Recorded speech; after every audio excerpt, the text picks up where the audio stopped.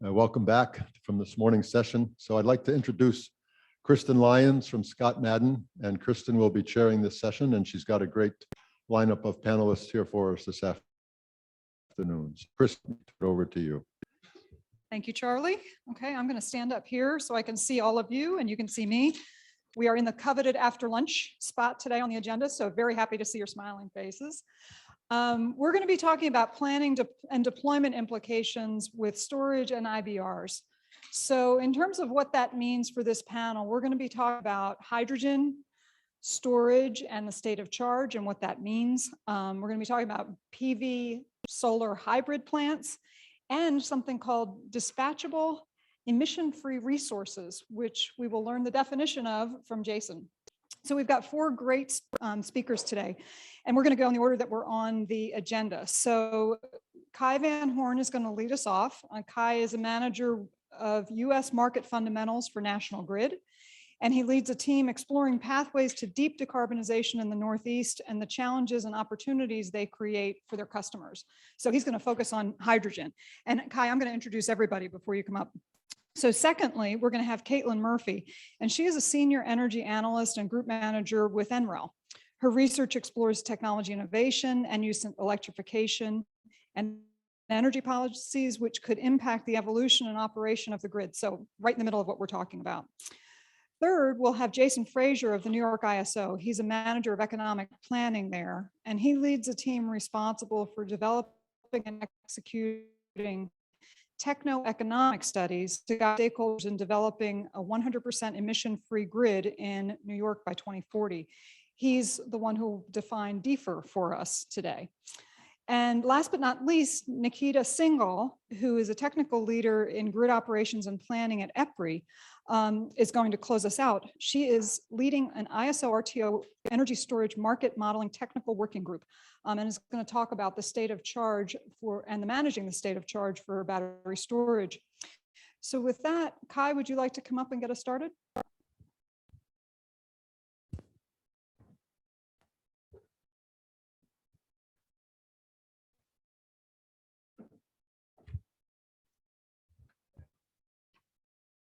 Thanks. All right, can everybody hear me? Great. All right. Thanks, Cristin, for that introduction, and thank you everyone for rushing back in here after that delicious round of tacos in order to hear our talks.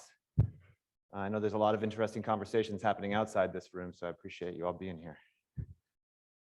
All right, so I'm going to talk today about some work we've been doing on my team about beginning to understand the role for hydrogen and electrolysis in the Northeast as we push towards decarbonizing our energy system.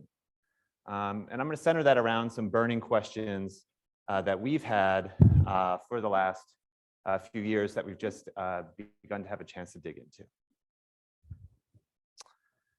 So before I get into that, though, just a little background about our team and how we go about what we do.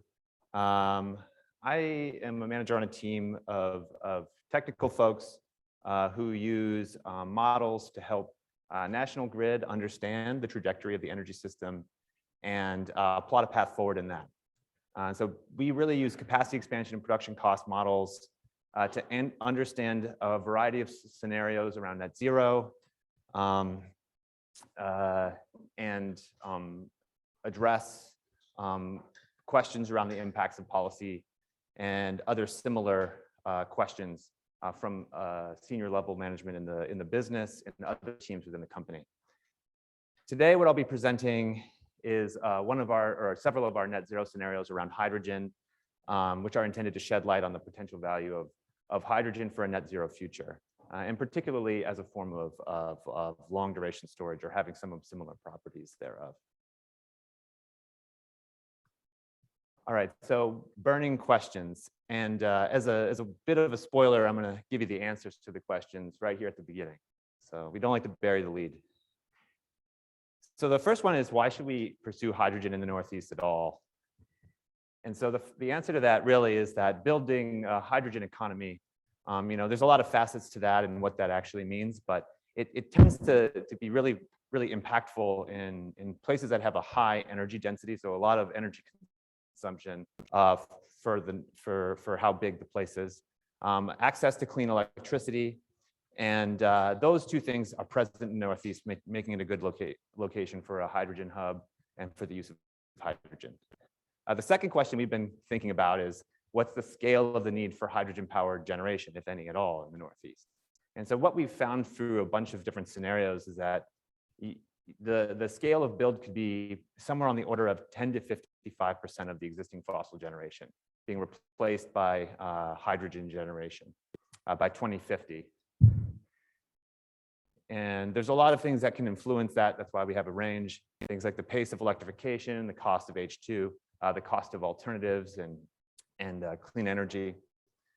And the third one is, okay, so you got to get H2 from somewhere if you're going to use it in the power sector and in other sectors. So what impact might it have in the Northeast if we try to produce it there? And so we find that if you do that, you could increase demand for anywhere between 13 to 42%, and it could require between 8 and 40% increase in renewables build in the region in order to supply the energy to run those electrolyzers. All right, so now I'm going to dig into a little bit more on each of those questions, and then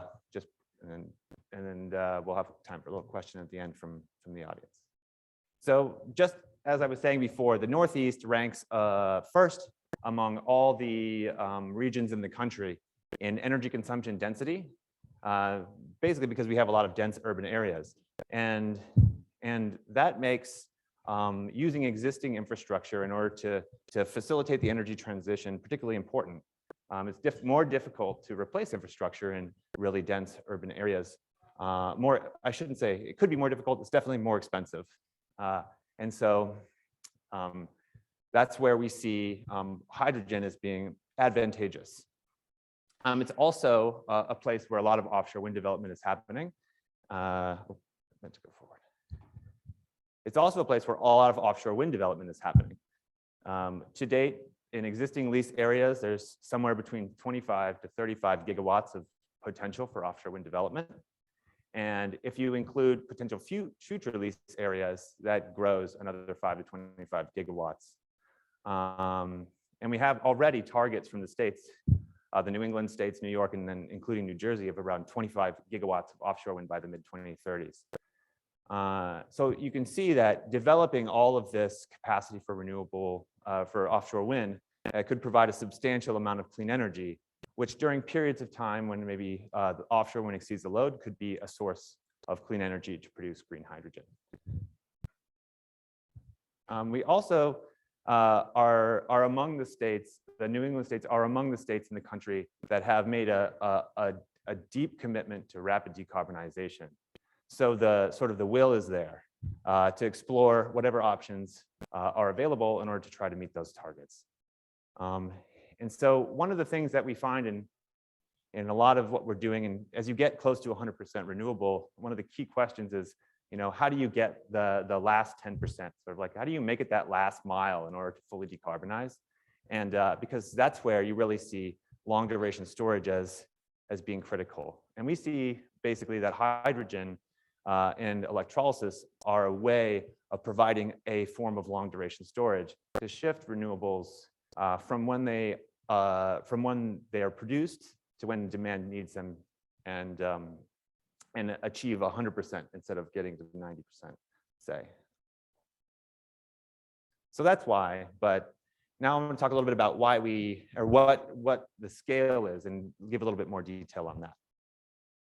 So one of the drivers here is that fossil resources today provide a lot of important grid services.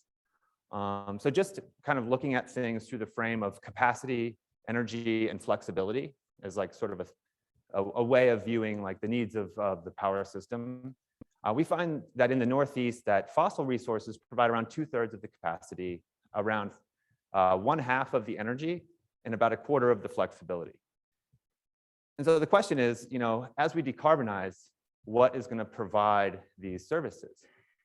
And what role might there be for hydrogen in doing that? So through our capacity expansion and production cost simulations, we look at that question and we see, okay, so for capacity, hydrogen plays a modest role, at least here. It can be higher if we make different assumptions around cost. But here we see about 10% by 2050 of capacity is provided by hydrogen. For energy, it's also a modest role. It contributes about 12% of energy needs by 2050. And then for flexibility, it's about less than 5% of flexibility needs. So hydrogen has a modest role to play, but a role to play nonetheless and across all services. That's not to say, though, that I think one thing that's important to say about the hydrogen's role here, though, is that even though it's not providing very much energy, it is providing a critically important energy at the right times. So I think we've all seen many versions of a chart like this, where we're basically showing, the energy produced in each month of the year relative to the load. And when we think about the year in 2050 for the Northeast, and so when we think about the year, we typically think about the months of the year in these deep decarbonization scenarios as fitting into three buckets. One is where you have not enough clean energy to meet the load, period, in the month, and you need it to get some from somewhere else. You have a surplus, that's the winter and the summer, that's shown here, the red squares. You have a surplus of energy where you have too much clean energy, more than you need to meet load in that month. That's the surplus months, like the spring, where load is relatively low and production is relatively high. And then you have months where you have enough, but not quite at the right times. So you have an intra-month deficit. And so this dynamic, though, highlights the seasonal need that emerges when you're getting close to 100% renewable, where you have this need to move energy across days and weeks and across months. And here, the purple blocks are the hydrogen, and the hydrogen is basically filling in that intra-month deficit. So it's providing basically that long duration storage that allows us to go from to 100% in some of these scenarios. And just to kind of hammer that home, this chart is showing the capacity factor of the hydrogen power generation in our simulations on the y-axis, and the clean energy achievement for the Northeast on the x-axis, so the fraction of clean energy as a fraction of demand in the region. And you can see that as we push around 70%, you don't see the hydrogen running very much because we can still meet needs with just absorbing renewables when they're available and then filling in with other types of resources when they're not. But when you push to 90, you really see hydrogen start to contribute. And then as you push towards 100, that contribution only increases. And so then to give a sense of the true answer to my question, what's the scale of the need? This chart is showing the capacity of hydrogen that we see built across a number of scenarios. The gray shaded area is the fraction of fossil capacity in the region that's retired. So as we move from 2025 out to 2050, you see more and more fossil retiring. And then the blue bars are the range of H2 builds that replace fossil capacity. So starting in the early to mid 2030s, we see builds of H2 generation to meet capacity, energy, and flexibility needs. And then depending on the assumptions in the particular net zero scenario, the range of build can be anywhere by 2050 between 10 and about 55% of existing fossil capacity. So we find that some of the drivers here particularly are how much transmission can get built as well, whether you believe that there's a capacity and a capability to build a lot of large-scale transmission. What's the cost of batteries, which could also deliver some storage, not seasonal storage, but some of the other services. What's the cost of renewables, the cost of hydrogen itself, and which affects the desirability of building these resources. Okay, so then getting to my last question, which is really, okay, so, but what if we produce all the hydrogen needed in the region? What impact would that have? Right, so this is a view of H2 demand for the Northeast that reflects a sort of hybrid vision of the future, where you have some hydrogen being used in buildings to hybridize heat. You have it being used for medium duty and heavy duty transportation. And then you have some, of course, flowing into the electric sector to fuel to fuel H2 fired power plants. And by 2050, it equates to around 20% of today's natural gas demand. So it's not like we're replacing all gas demand with hydrogen, but it's not insignificant amount of hydrogen. So the question that we were going at here basically is, what does it look like if you meet some or all of that need with electrolysis? And one piece of, I think, almost, if I can call it conventional wisdom, that comes up a lot in the Northeast is that when we build all that offshore wind, won't there be so much curtailment that we can produce as much hydrogen as we would ever need? And so one thing we first did was look at that like sort of sub question and think about it. And so on the left here, I'm showing the load in 2050 relative to the amount of clean generation in 2050. And it's sorted in order of net load, highest net load to lowest net load. And so what you find is that, in many hours, yes, we have renewable or clean generation in excess of the load. In fact, it's in about a third of the hours, and it equates to around 63 terawatt hours out of about 400 terawatt hours of load. But what we find is that's roughly 17% of the total clean generation. But what we find is that about 60% of that is absorbed by batteries, by imports and exports, by all the other ways that the system is flexible and able to handle this type of situation. And so at the end of the day, we only see about 7% of the wind and solar generation curtailed by 2050, which is only enough to produce about 15% of the hydrogen I showed in that 2050 projection of hydrogen demand. So it's kind of saying, okay, if we're going to use hydrogen, we're going to need additional resources because curtailment is not going to be enough to get us there. So we simulated all of this with analytics and explicitly modeled electrolysis and the connection between electrolysis and H2 fired generation, the connection between electrolysis and other sectoral H2 demand, and to get an answer to this question, what would it take? And so first, we looked at a case with no electrolysis. So here on the left, this donut shows the fractions of different renewable capacity in that case, where you don't produce any hydrogen in the region. You get renewables in this proportions.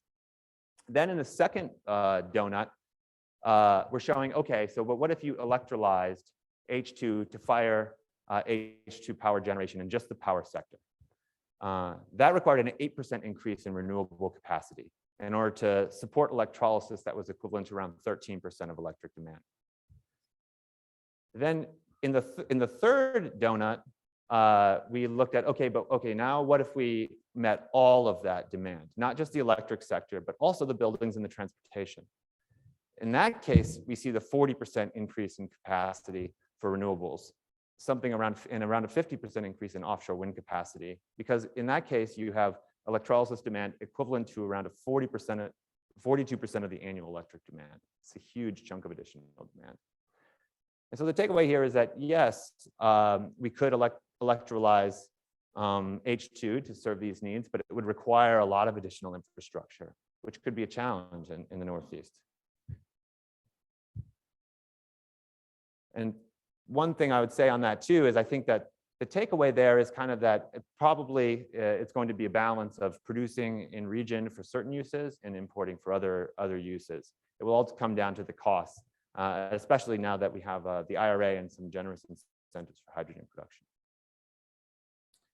And I'm going to close here in that angle on just, okay, so hydrogen can contribute some important services to the Northeast. Electrolysis can deliver some hydrogen in order to help that happen. But how can policies support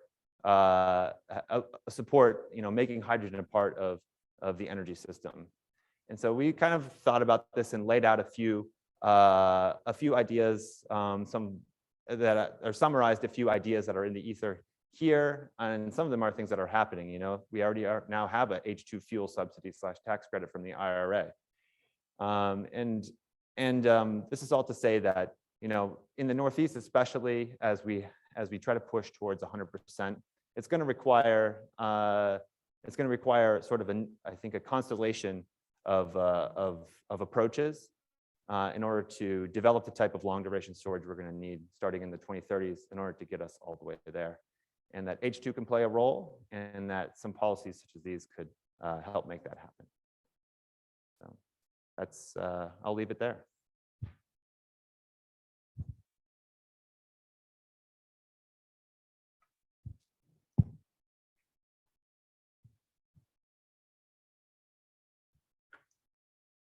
Good afternoon, everybody.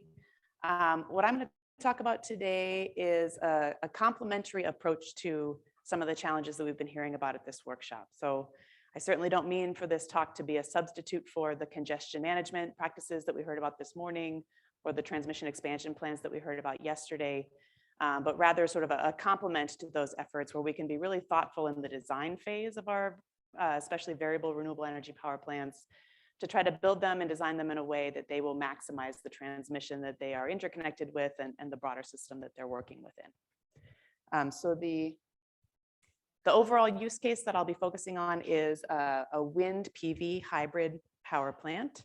And what I mean by that is sort of this figure that you'll see on the top right. So this is a power plant that combines wind turbines with some PV panels. Maybe they're interspersed around the wind turbines. Maybe they're separate around the side. But ultimately, they are designed together, they're operated together, and they share a point of interconnection. And that's one of the big drivers of these types of projects, is thinking about ways that we can reduce our balance of system costs, especially reduce the need for additional transmission expansion to try to accommodate our variable renewable resources. So that's the first driver listed here as a bullet point, is this cost driver of trying to have some cost synergies and shared costs between our PV and wind development projects, potentially faster permitting and siting as well. And then all the other points on the slide are related to one another, and they really speak to the potential to have reduced variability at a plant level. So if you look at the picture on the bottom, this is a simulation of a combined PV wind battery hybrid power plant in this case. The yellow is sort of your diurnal PV pattern and the generation that can come from the solar. The blue that's kind of filling in the gaps there is your wind generation. So in this case, we've chosen a location where the wind generation tends to be strongest at night. It's sized in a way that's leading to that kind of horizontal line that you see. But ultimately, it's the synergy between having PV during the day and wind at night to help maximize how much you're using your interconnection and how much you're using your transmission capacity as well. And then the battery is there to help fill in some of those gaps where we might have either shortfalls in cloud cover in the middle of the day, for example, or try to get to some of those shoulder periods that are especially valuable when the grid needs the resource to be responsive. So what this leads to overall is increased capacity factors, so more generation overall coming from your plant, and reduced variability. And all of this kind of comes together to mean less transmission that might be needed to accommodate these resources. And that's really what we're trying to explore, is how much transmission could we actually help save and of what type. So with this kind of bottom picture in mind, the first thing we wanted to do is figure out where might you site a plant like this in the United States to try to realize these benefits. And to answer that question, we did a sort of a systematic approach to looking across the entire country.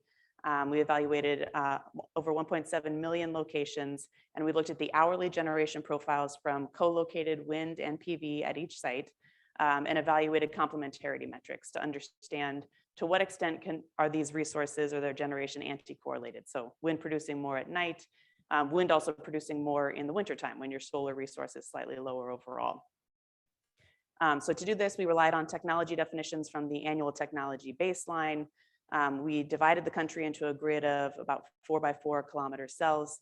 And we looked at these hourly generation profiles with a variety of metrics, multiple weather years of historical weather data as well, and tried to figure out where we can find locations that might be approaching what we were talking about earlier today, where your renewable resources have more of a flat block type overall output. This isn't purely variability. We're not looking at those fast ramping times, but trying to find places where we might get smoother output overall, less variability from a purely variable renewable energy plant.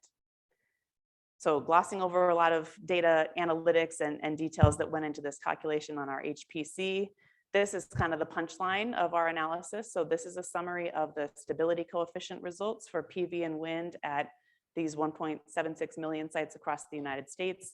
What you're looking for in this plot is the dark blue shading. Those are the locations where we tend to have high complementarity between PV and wind resources. So we're approaching that flat block generation profile in these locations. So you see a lot of the MYISO footprint that we've been seeing maps for overall, during the course of the workshop. Those are locations that indicate high complementarity between PV and wind. We also see little pockets of complementarity sort of in the Central Valley of California and in the very far Northeast, where we tend to see this anti-correlation between PV and wind generation. Notably, we do see regions of lighter shading. This is areas where either there's overlapping generation, so the wind is strong during the daytime as well, or there's a difference in the relative strengths of your PV and wind resource. So in the Southwest, for example, very strong wind resource, very strong solar resource, not as strong wind resource. And so that can lead to some of the mismatch that's coming here as well. The other thing to point out is that this is an annual snapshot, but we did look at this on a sub-annual basis as well. And we found that the complementarity or the stabilization benefits of wind are actually stronger during the winter months. So if you're thinking about your planning on a seasonal basis, I think the hybrid power plants have an even stronger case when you're trying to think about winter peaking periods in the future and trying to have more stable and reliable output from your VRE resources during the winter time period. So this is really a complementarity metric. It's really just looking at the timing of output. The next thing we wanted to do was relate that to the power system. So understanding how complementarity relates to capacity factor as well as capacity credit. I don't want to go through this slide in too much detail other than just to point out that what we found is a very strong relationship between complementarity and capacity factor. So in other words, as you target these locations that show the anti-correlation between your wind and PV output, you do start to achieve very high capacity factors with PV wind plants. So none of this involves storage. This is just PV and wind output. And we're getting to a capacity factor in this case that is in excess of an 80% capacity factor if you're targeting kind of those right locations. And if you're in a location where you do have more overlap in your production, that can cost you almost half of the capacity factor overall. So of course, resource strength is important. This is not the only thing that goes into a design decision, but it was pretty validating to find out that this was sort of a good initial screen to consider where you might want to evaluate these types of wind PV hybrid power plants. I won't go into it now, but we did find a lot more nuance when it comes to capacity credit. So it is more of an energy story in this case, where you do see a strong relationship between the complementarity and the total output of the hybrid power plant. But of course, total output is not necessarily an indicator of economic value. So the next step and kind of the bulk of this presentation is taking these PV wind power plants and putting them into our capacity expansion model.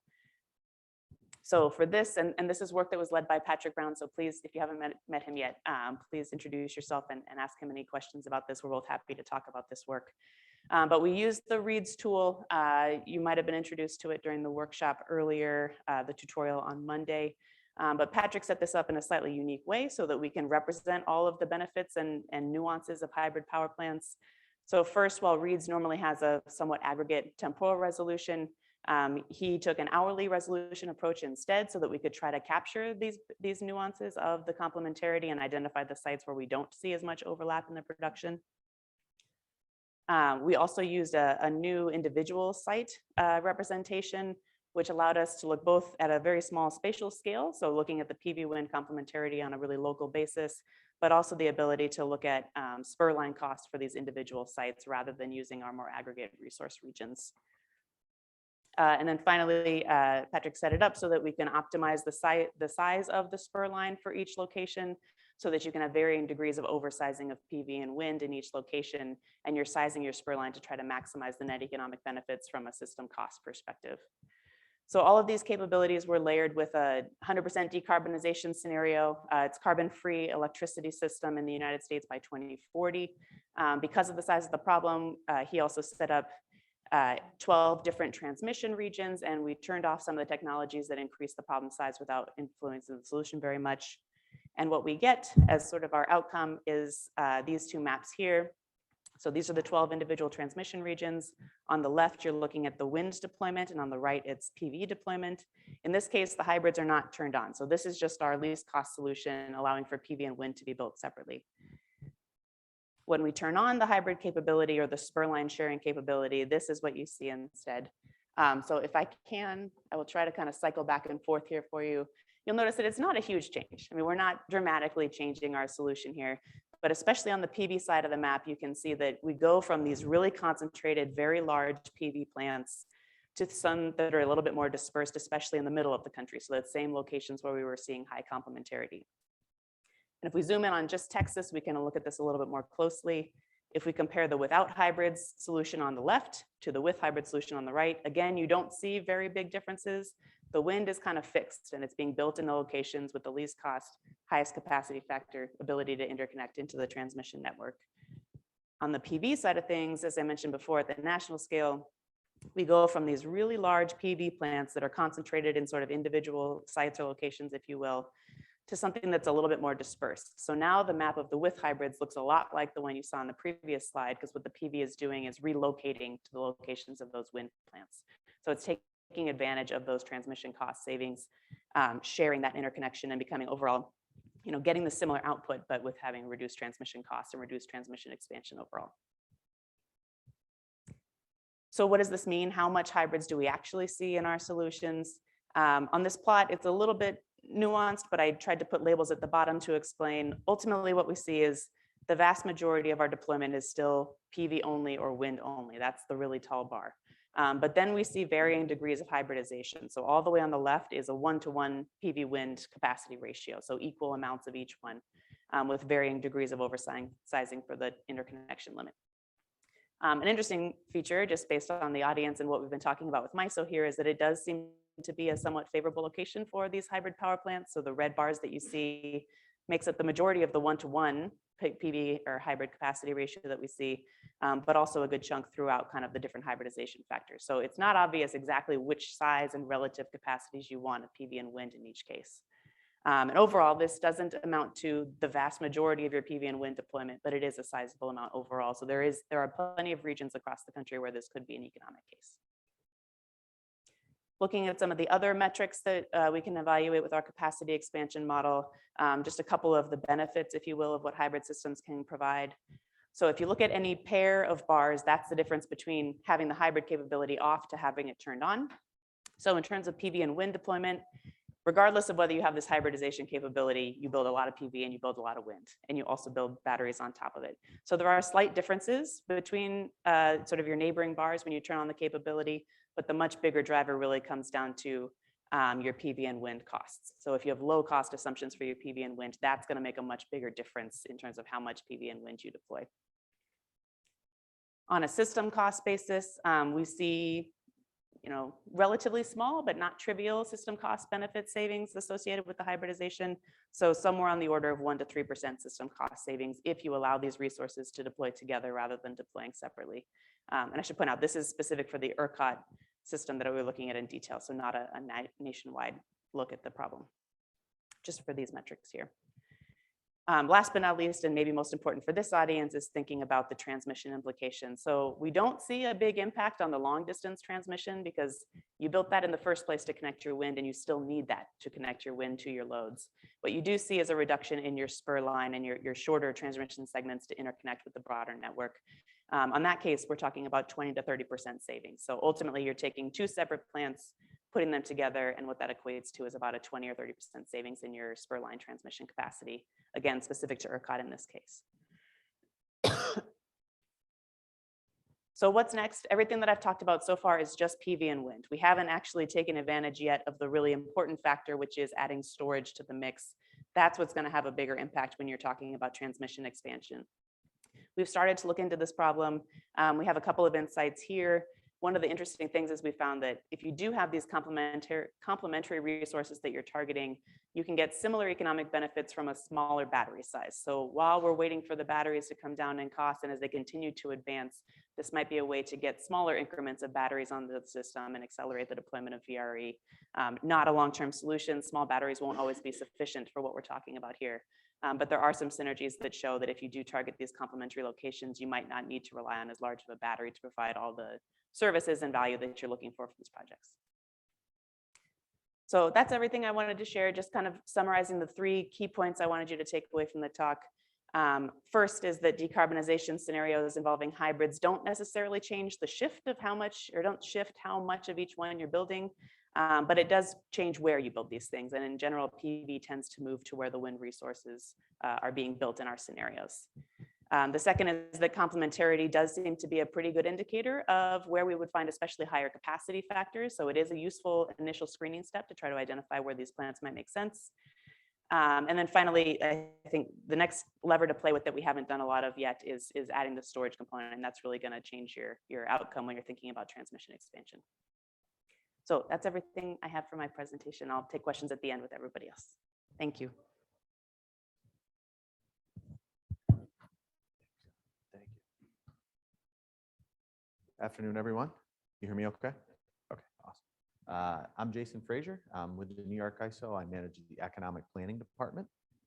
Definitely appreciate everyone being here this afternoon and listening into some great presentations, learning a lot. So I'm here to talk about the magical dispatchable emission-free resource and kind of define what it is, why we made up the name for something like this.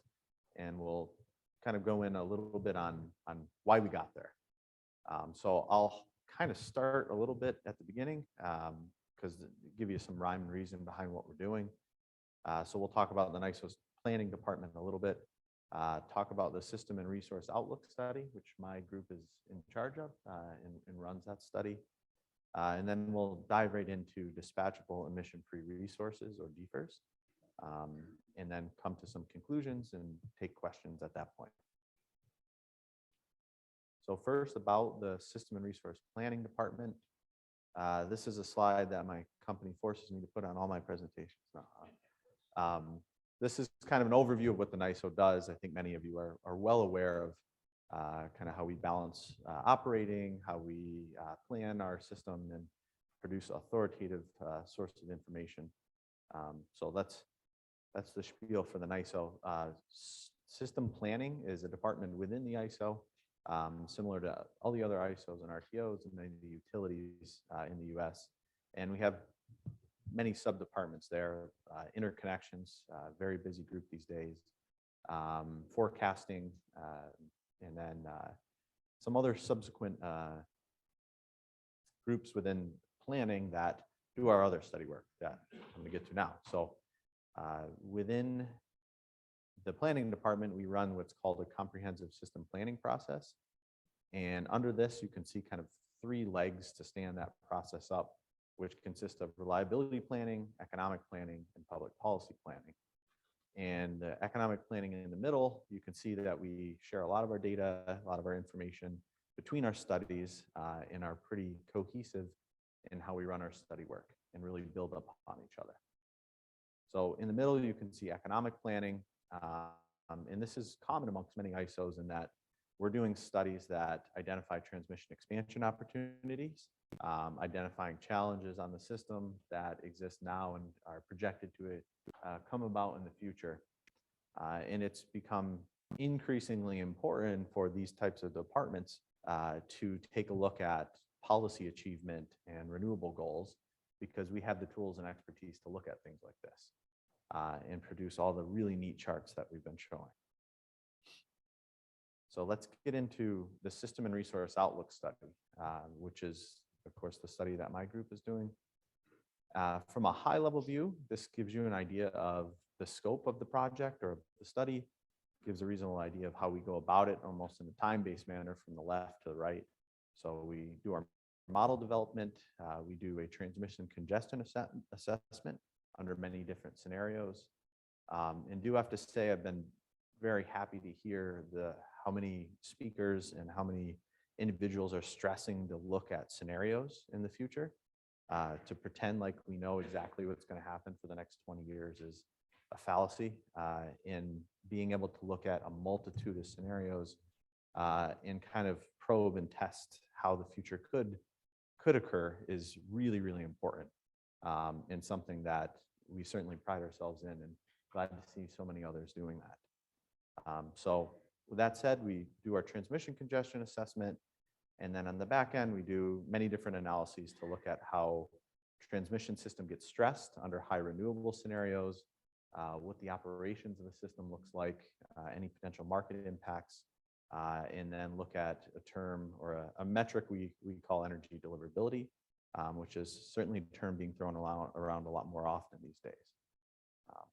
So let's dig in a little deeper. From a timeline perspective, like a lot of ISO studies, we're doing this on a routine basis. It's biennial in nature, and I'm not going to bore you with all the details here, but what's important to me is we kind of have a start date that is usually after our load forecast gets updated. And then we go as quick as we can to finish it before the next load forecast gets updated and our whole study has to get rerun. So the second important point is with our study and with kind of the Order 1000 process and public policy transmission planning, we try under our new study framework to provide as much information as we can so that public policy needs are kind of more easily identified or more kind of the optics of them is out there more. So we effectively end just before we solicit for public policy needs in New York. And at which point anyone can really identify a public policy need based on whatever study they're looking at, such as our Outlook study. And the tools we're using, so we have lots of fun tools to use. So production cost, capacity expansion, we do power flow and transfer analysis. A lot of that's on the input side. And then lastly, we have been testing and using a bit EPRI's Dynador tool for reserve calculation. All right, so on to, we have these models. What do we do with them? And kind of mention a little bit of the idea of the scenarios, sensitivities. So first we calculate a base case, which is somewhat unrealistic, but conservative and serves as a starting point. What would the system look like if we just continued to do what we're doing today and ignore all the policy objectives out there? So that kind of gives us a line in the sand and says that's business as usual. Then we throw on top of that a contract case, which is recognition that there's many renewable projects, at least in New York State, that have financial security through a REC contract with the state, through NYISO. And those are higher probability projects than more speculative ones that might be in the queue without some kind of contract. So we add those in. We'll show about how much, about 90 gigawatts of projects added in. And then taking kind of the big leap beyond that is what we call the policy case. And in this circumstance, we did two specific kind of base scenarios from which sensitivities were run. And this is the contract case plus all of the goals, all of the targets, and in New York State laws that mandate 100% renewables or certain other policy achievements that are mandated. And this is where we introduce a capacity expansion model this last cycle to really help us determine where, when, how many types of new technologies or existing technologies need to get built to achieve these policies. So then we feed that into our a model, and I think I have a chart coming up to show that, but distinct in these policy cases, I wanted to point out some of the major updates, and this is where our DEFR term comes in. So first is we added in all our policies, all of the 100% by 2040 policy. We have a 70% renewable by 2030 and several other technology targets. So those get added in the model. We then have increased demand forecasts that reflect the fact that electrification is going to increase in New York. We're going to see higher EV penetration. We're going to see a lot of electrification of home heating, of building heating, which is mandated by law. So that gets included. And then we have some new HVDC projects that are added to the model, some AC projects.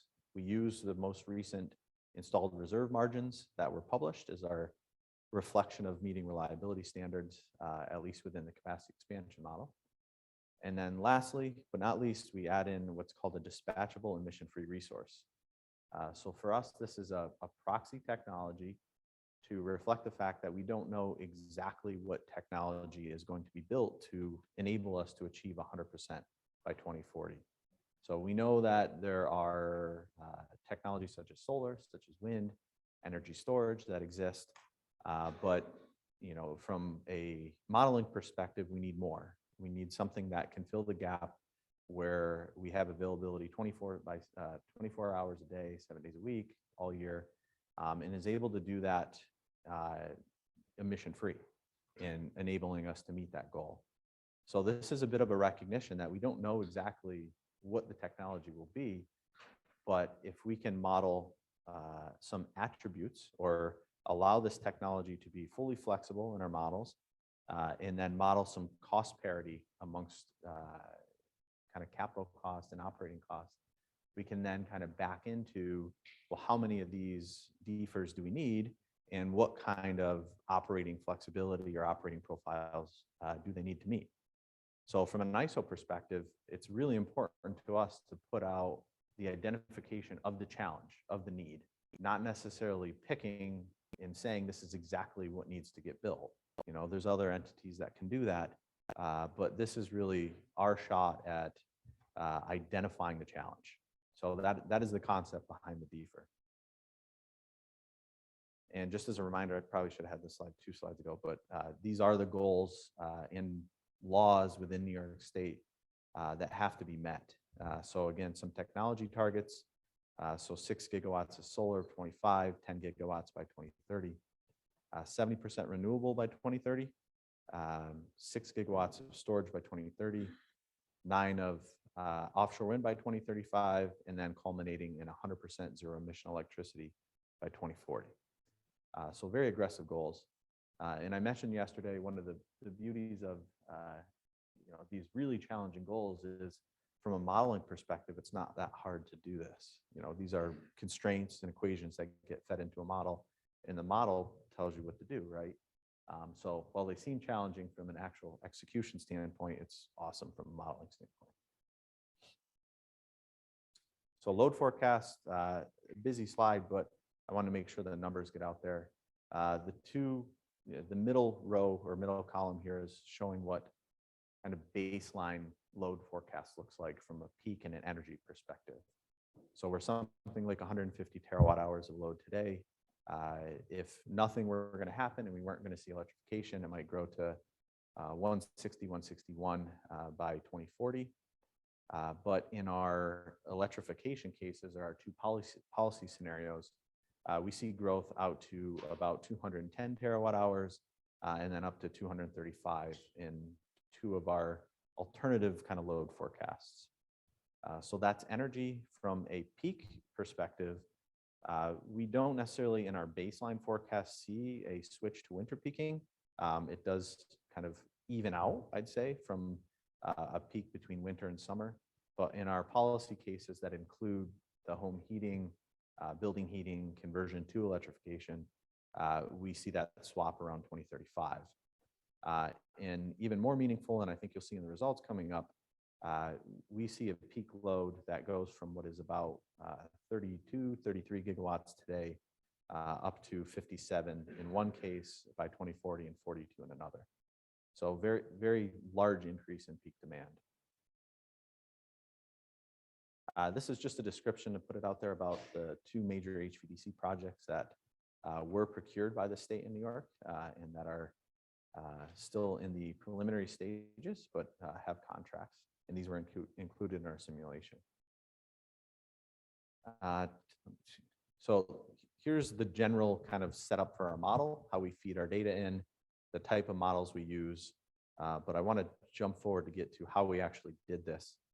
And why DEFRs are important is with our modeling framework, where we run capacity expansion to help us answer what do we need to add, where do we need to add it in the system. We can then take those build outs, which include the addition of DEFR technologies, place them on the system and run hourly production cost simulations. And what that does is, so capacity expansion allows us to determine how much of each type of DEFR do we add, where do we add it, but the production cost model tells us how do they actually operate. Because we modeled them as fully flexible, they can operate, with effectively an infinite ramp time, but it's an hourly resolution model, and then also have, no real restrictions on other operation attributes. So on the output side from that, we can get a lot of information. So what did we see for capacity expansion? So this slide shows us the two build outs projected for the two different scenarios. First thing to notice is the load forecast, and that's showing peak, and that aligns with what we showed before. So the one on the left has an unmanaged peak load, meaning that there's no technologies or no programs being modeled that spread your peak load out and move the coincidence out to try to manage that peak. The scenario on the right shows a peak that's much lower, so about 41, 42 gigawatts, and that has a managed peak load. So the key takeaway I like to show from this is you do see existing fossil is forced to retire or convert, presumably, to DEFR technologies by 2040. The peak load or the large peak load necessitates a much larger build in DEFR technologies. The peakiness of the load forecast itself was a primary driver into how much DEFR we needed to be available, in that coincidence of peak load and less controllable sources of renewable energy aren't there in scale, at least. So this gives a reasonable idea of what we saw for build outs and the differences between the amount of DEFRs we saw. All right, so let's dig on the DEFRs a little bit more.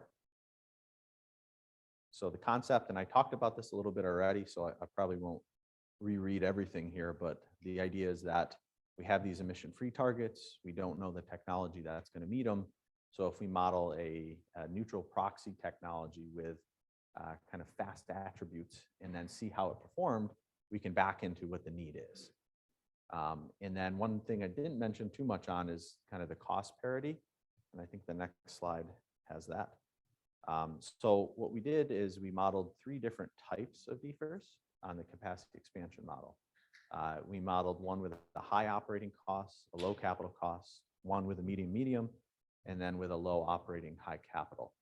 And this is meant to be reflective of kind of the cost parity that you see with technologies today. And capacity expansion models themselves are actually co-optimizing for minimization of both capital costs and operating costs. So this gives the capacity expansion model kind of two variables to choose from, and helps us understand, what is it picking, and we can dig in why is it picking these technologies.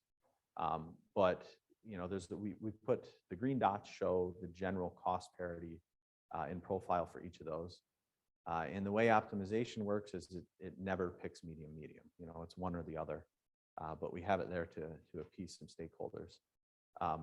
But the blue dots show existing profiles, cost profiles based on EIA assumptions that we included for some other technologies in the model. The orange dots are some other studies within New York State that were done just to give an idea of similar types of technologies that DEFRs might be representative of. So what did we learn? On the right, it's just another kind of similar graphic of the amount of DEFRs that got built versus other technologies in our two scenarios. So we learned that load, both the energy perspective and the peak of load, and reserve margins were the primary drivers behind how much DEFRs were built and what type.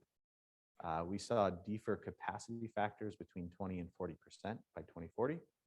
Which is really neat to see because Kai's presentation showed a range that was in and around that for hydrogen. The higher the peaks, the more low capital, high operating cost DEFRs we see. And more important, so the reserve margins, because of those high peaks, were necessitating more of these low capital, high operating cost DEFRs. So in some circumstances, we actually saw units with a near zero capacity factor that were being built just to meet those reserve margins based on our load profiles. The highest capacity factors for our DEFRs and the highest ramping events were in summer and winter, and then a lot of cycling basically down to zero and then back up during kind of evening load pickup was happening in the fall and the spring. So just to give an idea of some of the hourly profiles we're seeing, I have a spring, a summer, and a winter. The DEFR technologies are in purple, kind of on the bottom. And you can see in spring, we're seeing DEFRs dispatched down to zero. and then come back online and fully cycle to meet load as either load gets higher or our wind and solar is not producing. Red on top is curtailment. Summer dispatch, we see, and you'll see this in winter too, we saw some of the high capital, low operating cost DEFRs get built, and these are almost serving as a base load type DEFR, so you can almost see kind of a DC offset to the signal on the DEFR line here, and then you can see some of the higher operating cost units pick up for emission-free energy on the peaky times. And then winter dispatch, a similar idea, kind of a base level of DEFRs required, but a lot more energy as we've flipped over to a winter peaking system and a lot of energy required in the winter. And on to my favorite chart, 12 by 24. This is showing the max capacity factor, average and max, average on left, max on right for the DEFRs. On the left, you can see our average capacity factors, and on the right, our max tend to be in January timeframe, generally across the day, but highest in the evening or late evening, and then similar trends with max. For high capital, low operating versus low capital, high operating capacity factors, you can see on the left that we're seeing strong capacity factors or near 100% in the summer months and also in January, February months. But again, for those low capital, high operating costs, there's months where we're seeing very little operation of those types of generators, effectively sitting and waiting to be ready for summer or winter when the need arises. The max up ramp time, so I have this one, I have down ramp next, but you can see the DEFRs were, the ramping capability of DEFRs were used strongly in hour 7, basically across all the months, and then some of the evening times when solar goes down and the net load starts to spike up. And then lastly, down ramp, not as high as a down ramp is required for the up ramp time. But this was focused in the late evening, early morning time frame. Okay, so conclusions and questions, and I'll jump to the one conclusion that everyone really draws to anyway is, what DEFR technologies will be developed, or what do we have today that qualifies as a DEFR? And we point out within our reporting and in all our stakeholder forums that these are really an essential resource to become 100% renewable or 100% emission free. And when we talk about the last 10, the last 20%, a lot of times this is what we talk about. How do we get there? What's the technologies? There are some that exist today. There are some that maybe aren't developed yet. But we point out that commitment to public and private funding for these technology development are very important. And that will help us get there. So. All right, and all of the data I posted here is, we have links to every presentation I've given on this, and all the data and all the reports are on this slide too, so click away. Thank you. Sorry about that. So the impacts of these technologies really depends on how they interact with the grid, how they are participating in the grid, and also how operators operate these technologies. How they operate these technologies really depend on how they model the technologies. So there's this whole debate around how do we go about introducing unique participation models for these emerging technologies. The main goal here is to essentially allow for the greatest flexibility in the participation where you can allow for that flexibility. So maybe you could provide multiple participating options for these new technologies. It is, of course, subject to reliability impacts when large amounts of these new technologies start to integrate into the grid, and also the cost of implementing these new participation models. The more accurate models that you want to integrate, the more accurate the models are, it, of course, results in theoretical efficiency gains, but it adds complexity.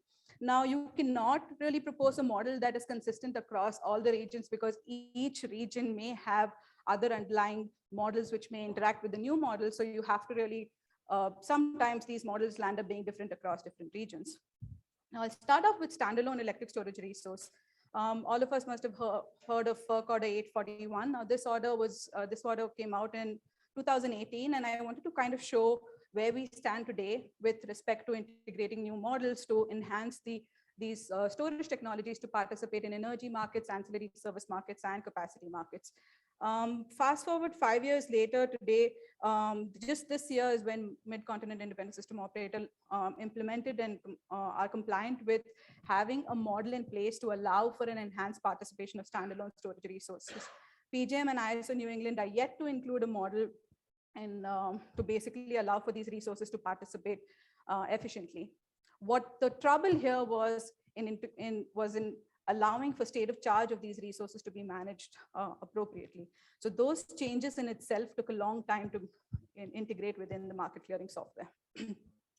Now, when I was talking about how the regional models differ, we have 4 ISOs who use an optimization wherein you run the, by the way, all of my presentation today is going to only be focused in the operational time frame. So I'll only be talking with respect to day ahead and real-time markets. Now, many regions use a software in the day ahead where you solve the day ahead unit commitment problem for all the, let's say you have a 24-hour period, you solve it together all at once when it comes to unit commitment. But when it comes to economic dispatch, you're only looking at one interval at a time. So when you go from one interval to the next interval, there's some information that's being passed on, which may be your dispatch point. And now with storage, it may also be your state of charge point. Now, there are a few ISOs where they do look at all the intervals together.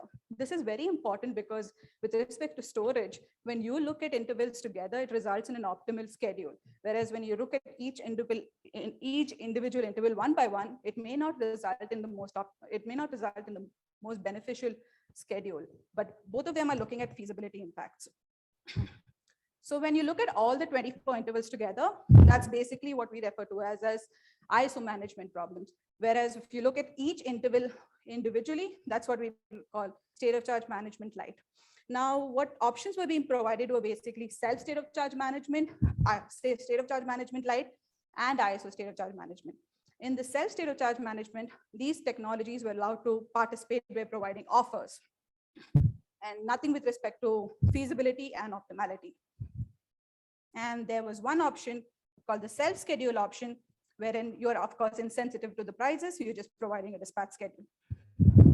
As you go to the ISO state of charge management option, it results in theoretical efficiency gain, whereas the self schedule option, it does result in suboptimal results, but it allows for more the flexibility for the asset owner.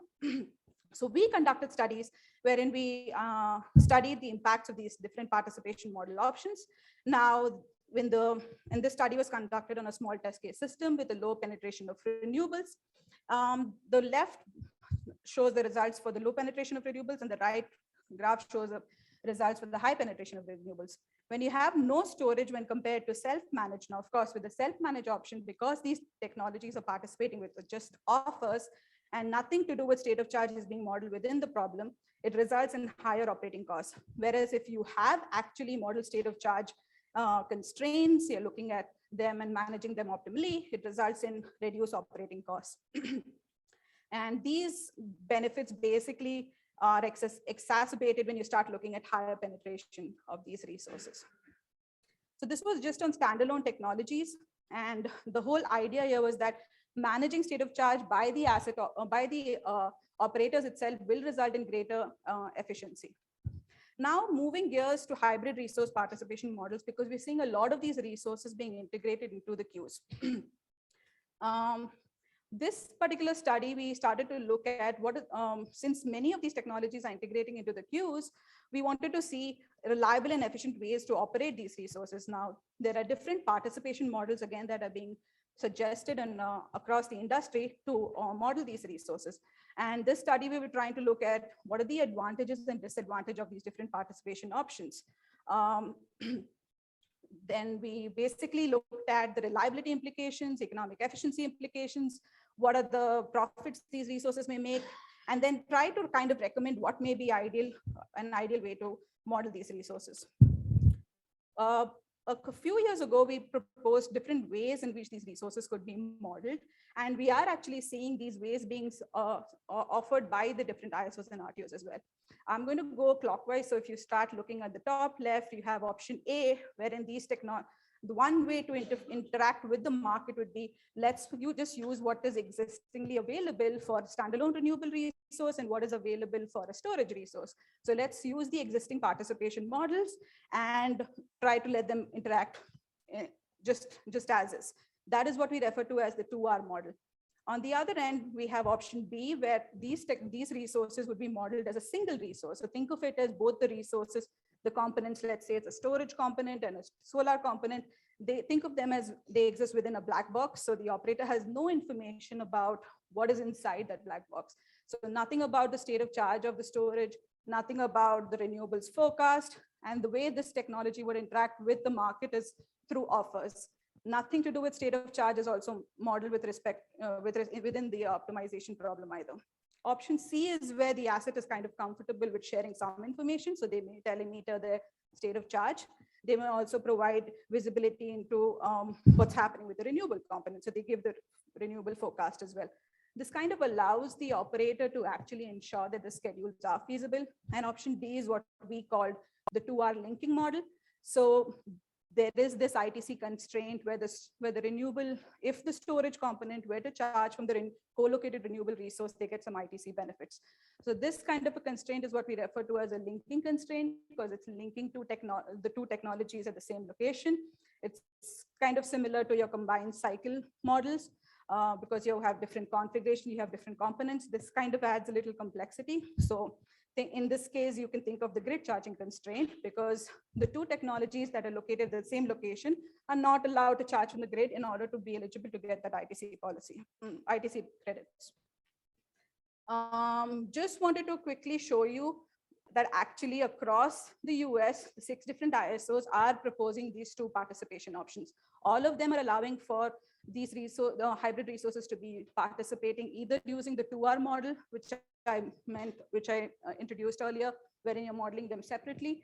And at the other end, they're also allowing the 1R model, wherein they don't basically manage the state of charge of the resource, and the technology is interacting with the market only through offers. And I'm going to go into the study wherein we've actually implemented these participation models within a production cost modeling tool and evaluated what the key differences are between these different alternative market designs. And the metrics that I'll be summarizing are economic efficiency, profits and incentives, the reliability implications in the system, and computational efficiency as well. There are, of course, pricing impacts as well, and also market mitigation impacts, but that's kind of out of scope of this particular presentation. So in order to show you the implications of what the implications would be of the 1R option, you have to come up with some kind of offer strategies, right?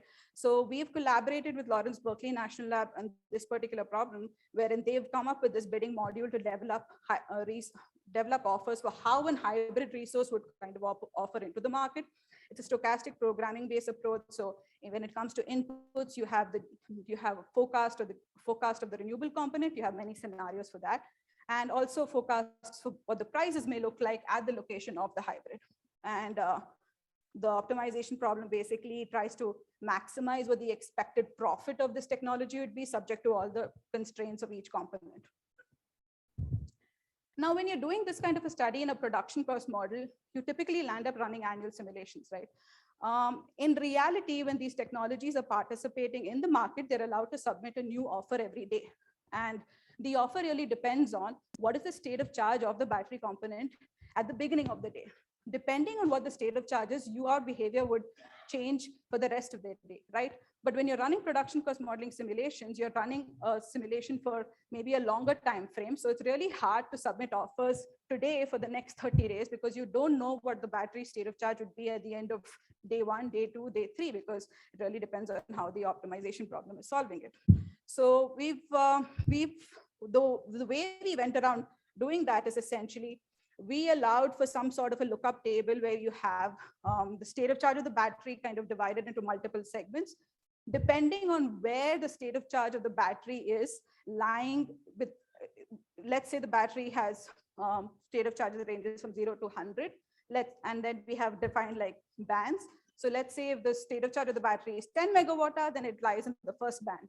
The fact that it lies in the first band, it has a lookup table to look at a set of offers that corresponds to each of these bands. Kind of, it's to emulate what happens in reality.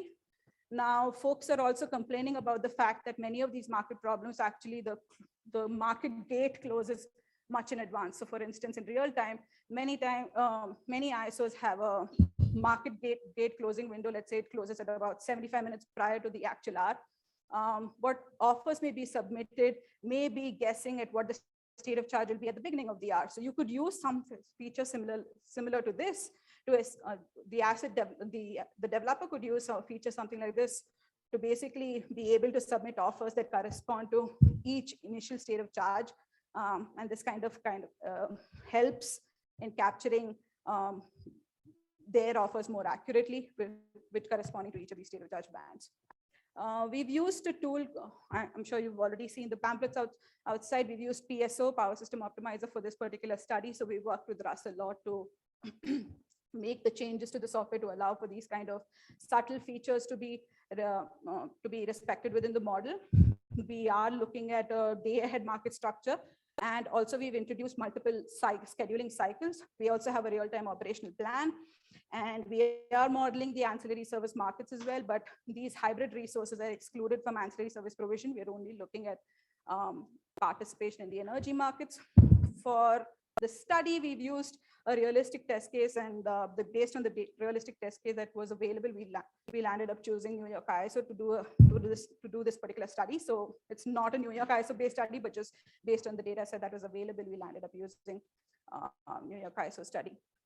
Now, given we wanted to understand the implications of these different participation models, we wanted to focus on one time frame alone to understand what the impacts would be. So we developed these offers for just the day ahead time frame.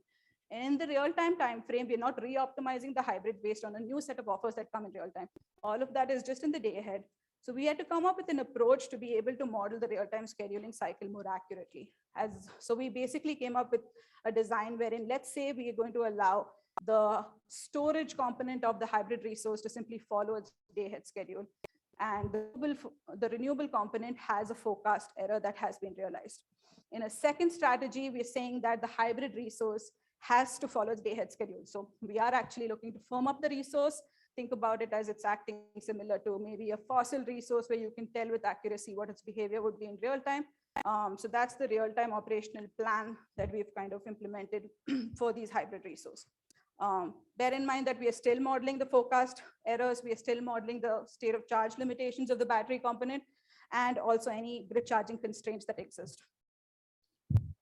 And we are doing the study for multiple different scenarios, a current resource mix in New York, wherein we hybridized about 1,000 megawatts of existing renewable plants with batteries. The storage to generator capacity ratio was about 50% is what we chose.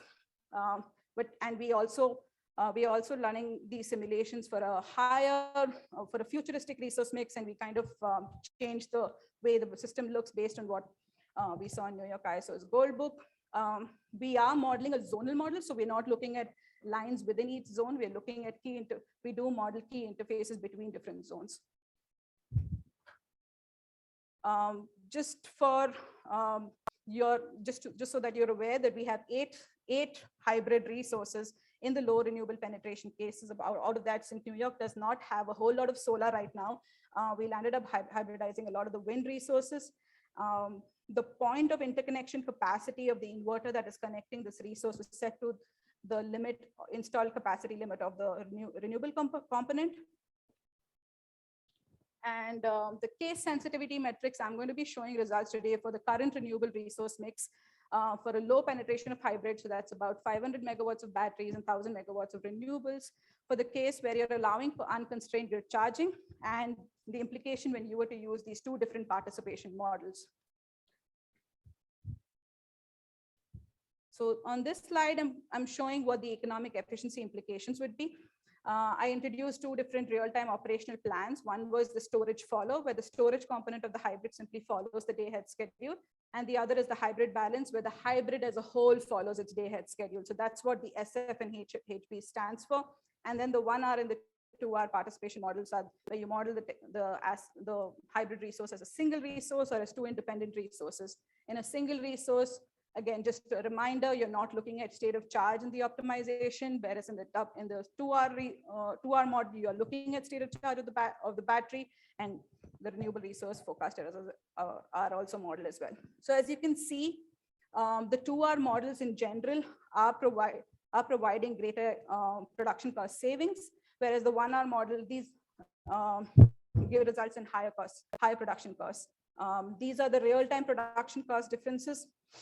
The other thing to notice is that the storage follow in general results in greater production cost savings when compared to hybrid balance. Why is that the case? Well, because in hybrid balance, you're forcing the storage to basically take care of a renewable deviation that happens now. If you force the storage component to deviate from its day-ahead schedule to address a forecast error that is coming in from the renewable component, then it's bound to impact the state of charge feasibility of that storage component in future intervals, because you're moving away, and these resources have intertemporal constraints that kind of impact what the feasibility of the state of charge looks like.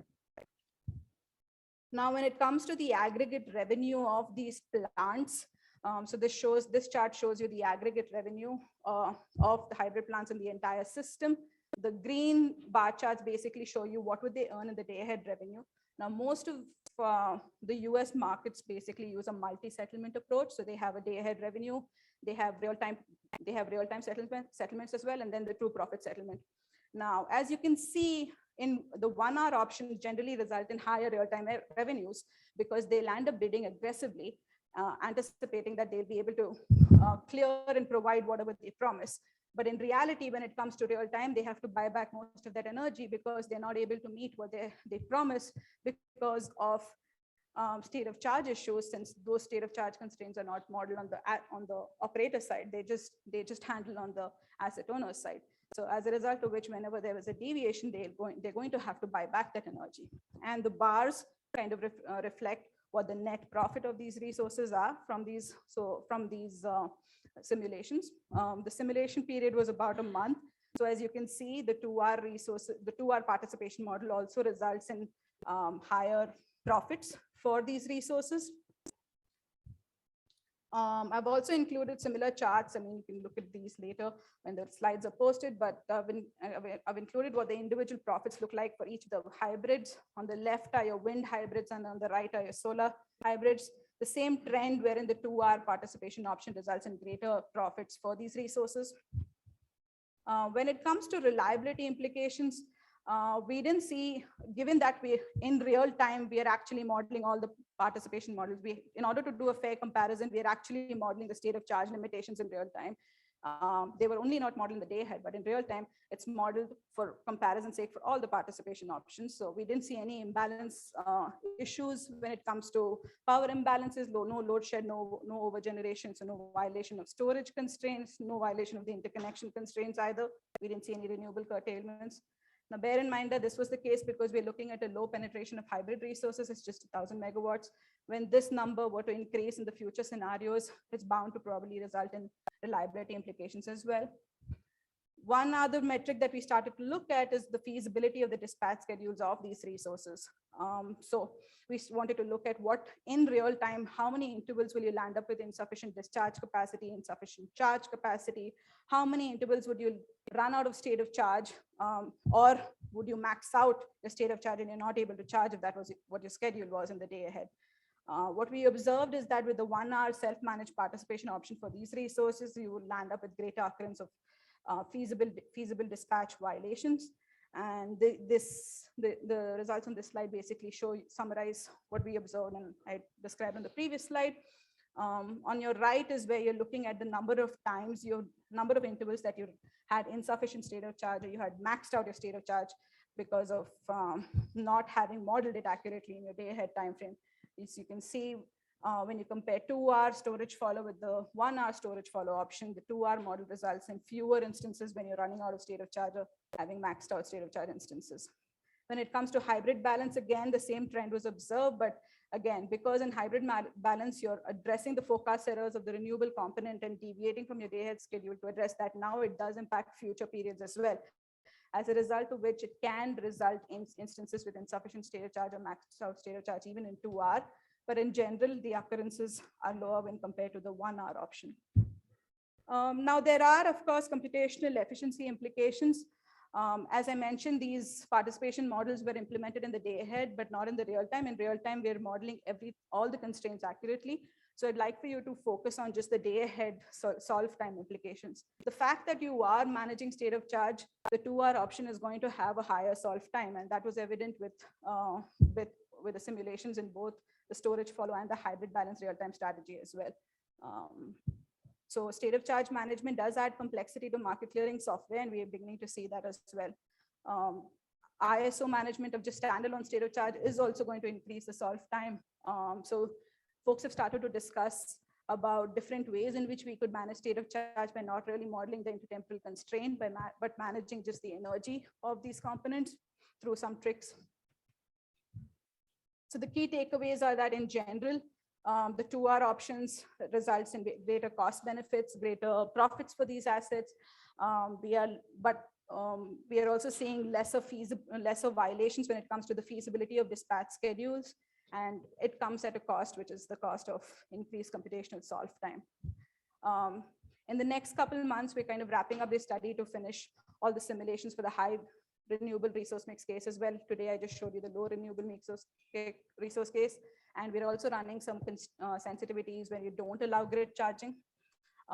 In future, we're looking to extend the study to also understand what the implications would be if these resources start to re-optimize their offers in real time as well, and then also provide ancillary services and a few more sensitivities to do with storage duration. But that's what I had. Thank you.